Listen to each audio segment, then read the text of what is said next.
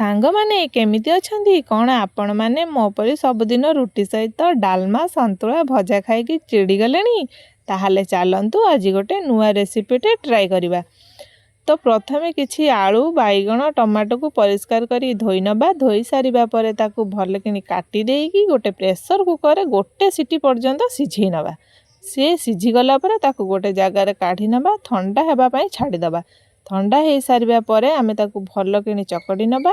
ତାପରେ କଢ଼େଇରେ କିଛି ତେଲ, ସୋରିଷ, କଞ୍ଚାଲଙ୍କା, ରସୁଣ, ପିଆଜକୁ ଭଲକିନି କଷିଦେବା। ସେ ଟିକେ ହେଇଗଲା ପରେ ଟମାଟୋ ପକାଇ ନେବା। ଟମାଟୋ ପକାଇ ସାରିବା ପରେ ଚକଟି ରଖିଥିବା ଆଳୁ, ବାଇଗଣ ତାକୁ ତା ଦେହରେ ପକାଇ ଭଲକିନି ଗୋଳେଇ ନେବା। ଗୋଳେଇ ହେଇସାରିବା ପରେ ରୁଟି ସହିତ ତାକୁ ବାଢ଼ି ନେଇ ଖାଇବା। ୱାଓ, କି ଟେଷ୍ଟ ଥିଲା! ତ ଆପଣମାନେ ମଧ୍ୟ ଏମିତି ମୋ ପରି ଥରେ ଟେଷ୍ଟ କରନ୍ତୁ। ଘରେ କରି ଖାଇଲେ ମୋତେ ନିଶ୍ଚିତ କମେଣ୍ଟରେ ଜଣାଇବେ କେମିତି ଲାଗିଲା ଆପଣ।